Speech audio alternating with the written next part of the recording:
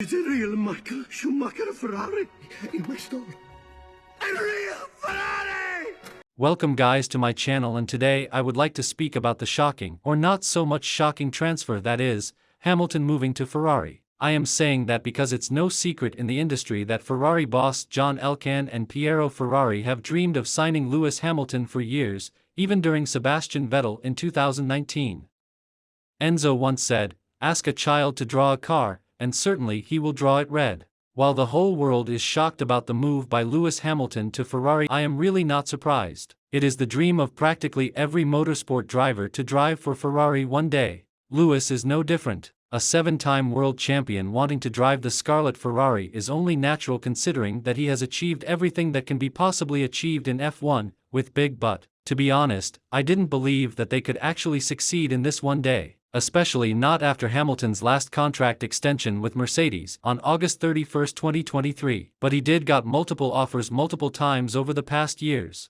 The only thing that I see shocking is that Hamilton just 5 months prior signed new contract and was saying that he likes to retire with Mercedes like Sir Stirling Moss. No wonder. It was only a few months ago that the 7-time world champion stood in front of the assembled Mercedes team and explained that Mercedes, for him, was a bond for life, a family. Today we know, for life, in Formula 1 that can sometimes mean just a few weeks. What makes Hamilton's move to Ferrari so brave is you have to give Lewis Hamilton one thing: leaving the nest that was made for him at the age of 40 and taking on Charles Leclerc, one of the fastest qualifiers in Formula 1, at Ferrari, where the culture within the team is entirely different, the pressure is on another level, and they speak Italian. Charles speaks Italian very well. That really has balls, and it shows that he doesn't shy away from any challenge.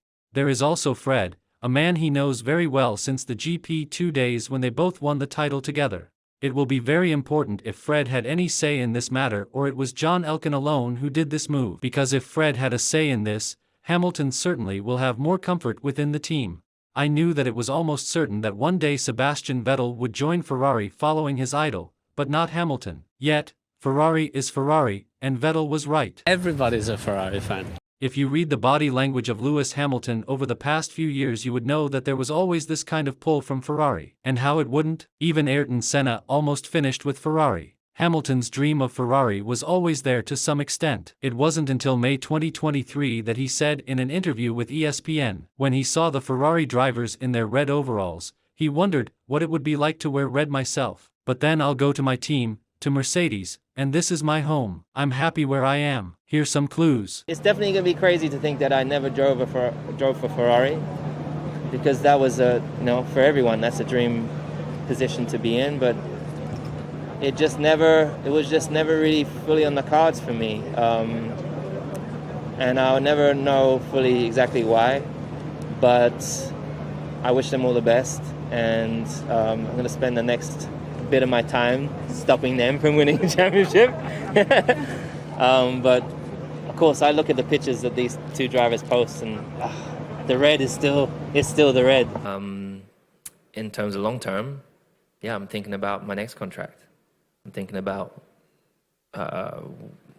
what that will look like, how long that will be. I plan to be here for a while, but it could change. Like, I could come back next year and it could be like, damn it, who knows? You never know where you're going to be in life. Today we know he had just shaken hands with Toto Wolff about his new contract. Nobody could have guessed that he would say goodbye to Wolff just 9 months later. At that point, probably not even Hamilton himself. Now whatever John Elkann paid Lewis Hamilton or promised him, have to be very good when the regulations change in 2026. With the people recently moving out from Mercedes, Petty Lowe was first few years ago, and then many others, Aldo Costa, Mike Elliott recently, all very important people who helped in big part to make Mercedes what it is today. With Lewis Hamilton going to Ferrari, this was the last nail in the coffin of once great winning team. Did he lack trust in Mercedes? For Hamilton to pull of the move so early on, it is highly unusual and very weird. What the reasons for this are can only be speculated at this point.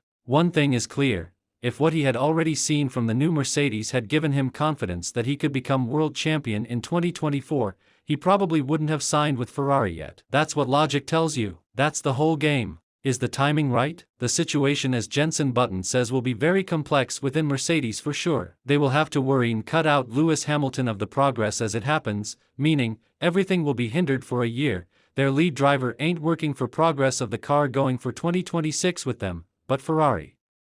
It will be a valuable year before they head into 2025, which more or less will be a season when everyone will focus for 2026 with cars already prepared by that time. Mercedes will be slightly behind. Ferrari not. Another big regulation change, and again it is regarding the engines. The last time we had engine regulation changes it was back in 2014, 1 year prior Hamilton switched to Mercedes. The rest is history. Can history repeat itself?